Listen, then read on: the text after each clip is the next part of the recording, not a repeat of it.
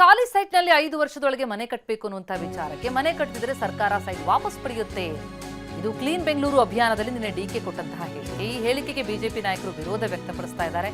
ಸಾಲ ಮಾಡಿ ಸೈಟ್ ತಗೊಂಡವರು ಏನ್ ಮಾಡಬೇಕು ಅಂತ ಶ್ರೀರಾಮುಲು ಪ್ರಶ್ನೆ ಮಾಡಿದ್ದಾರೆ. PDA ಆಗಲಿ ಯಾವುದೇ ಕಾರ್ಪೊರೇಷನ್ ಸೈಟ್ ಆಗಲಿ 5 ವರ್ಷದೊಳಗೆ ಅವರು ಮನೆಯನ್ನ ಕಟ್ಕೊಳ್ಬೇಕು. 5 ವರ್ಷದಲ್ಲಿ ಮನೆ ಕಟ್ಟಲಿಲ್ಲ, ಒಂದು ಸ್ವಚ್ಛತೆಯನ್ನ ಅವತ್ತಿಂದನೇ ಅವ್ರು ಕಾಪಾಡಬೇಕು. ಒಂದು ಮನೆಯನ್ನ ಕಟ್ಟಲಿಲ್ಲ ಅಂದ್ರೆ ಅದಕ್ಕೆ ಡಬಲ್ ಟ್ಯಾಕ್ಸ್ ಸಿಸ್ಟಮು, ಇಲ್ಲ ಅಂದ್ರೆ ವಾಪಸ್ ಸೈಟ್ ಅನ್ನ ಪಡ್ಕೊಳ್ಳುವಂತ ವ್ಯವಸ್ಥೆಯನ್ನ ಮಾಡಬೇಕಾಗ್ತದೆ. ದುರ್ದೈವ ಪರಿಸ್ಥಿತಿ ಹೆಂಗ್ ಬಂದಿದೆ ನೋಡ್ರಿ.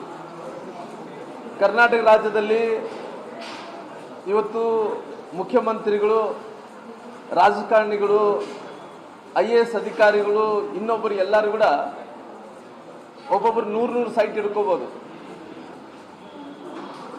ನಾನು ಈ ರಾಜ್ಯದ ಮುಖ್ಯಮಂತ್ರಿಗಳಿಗೆ ಕೇಳ್ತೀನಿ, ನಾನು ನಿಮ್ಮ ಹತ್ರ ಎಷ್ಟು ಆಸ್ತಿ ಇದೆಯಪ್ಪ, ನಿಮ್ಮ ಹತ್ರ ನಿಮ್ಮ ಕುಟುಂಬದಲ್ಲಿದ್ದಂಥ ಮಕ್ಕಳಿಗೆ ಎಷ್ಟು ಆಸ್ತಿ ಇದೆ. ಇವತ್ತು BDAದಲ್ಲಿ ಯಾರನ್ನ ಸೈಟ್ ಖರೀದಿ ಮಾಡಿದ್ರೆ 5 ವರ್ಷಗಳ ಕಾಲ ಅವರು ಖಾಲಿ ಇಟ್ಟರೆಗಿನ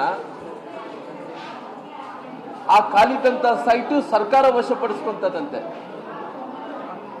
ಬಡವರು ಇವತ್ತು ಎಲ್ಲೋ ರಿಟೈರ್ಡ್ ಆದಂಥವ್ರು ಅವರೊಂದು ಜಾಗವನ್ನು ಖರೀದಿ ಮಾಡಿರ್ತಾರ, BDAಯಲ್ಲಿ ಇನ್ನೊಂದು ಕಡೆ ಖರೀದಿ ಮಾಡಿರ್ತಾರ.